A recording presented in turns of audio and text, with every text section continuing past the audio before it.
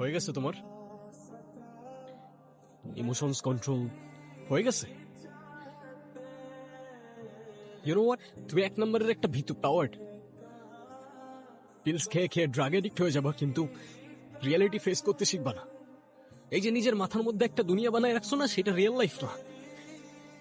এত ফাটে কেন তোমার সবার সামনে কথা বলতে? নিজের জন্য স্ট্যান্ড নিতে শিখো, নিজের ফিলিংস গুলো এক্সপ্রেস করতে শিখো মায়া। সেটা দুনিয়া তোমার জন্য করে দেবে না।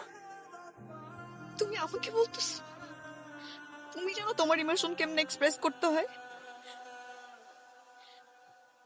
তাহলে কেন আমার জন্য ইমোশন থাকা সত্ত্বেও তুমি ছায়ার জন্য পড়ে আছো? কেন তুমি ওকে বিয়ে করতেছো? ওকে কেন বলে দিতেছো না যে তুমি ওকে লাভ করো না? রায়ন, আমি তোমাকে ভালোবাসি।